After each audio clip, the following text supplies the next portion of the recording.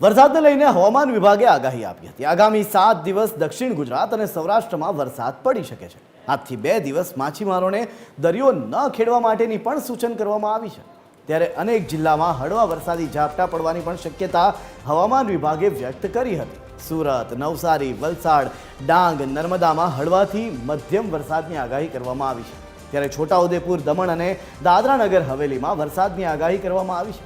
તાપી, અમરેલી, ભાવનગર, બોટાદમાં પણ હળવાથી મધ્યમ વરસાદ પડવાની આગાહી કરવામાં આવી છે। ત્યારે આ સાથે જ હવામાન નિષ્ણાંત અંબાલાલ પટેલે પણ કેટલીક આગાહીઓ કરી છે। સૌથી પહેલા હવામાન વિભાગ અને હવામાન નિષ્ણાંત અંબાલાલ પટેલે શું કહ્યું એ સાંભળી લઈએ। अभी आज की डेट में गुजरात रीजन के आसपास कोई वैसा सिस्टम नहीं है, फिर भी जो मॉइस्चर सप्लाई है वो अरेबियन सी से बनी हुई है, जिसके कारण आज और आने वाले 7 दिनों के लिए आइसोलेटेड प्लेसेस पे लाइट टू मॉडरेट रेन का पूर्वानुमान है।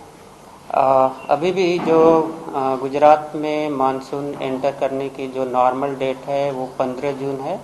उसी के आसपास जो मानसून गुजरात स्टेट में प्रवेश करेगा वो 15 जून के आसपास का ही एक्सपेक्टेड है। लगभग मुंबई महाराष्ट्र भागों में वरसाद थवानी शक्यता रहे।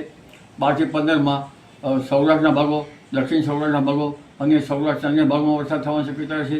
खास कर पूर्व गुजरात भागों, पंचमहाल भागों और लगभग साबरकांठा भागों में वरसाद थवानी शक्यता रहे।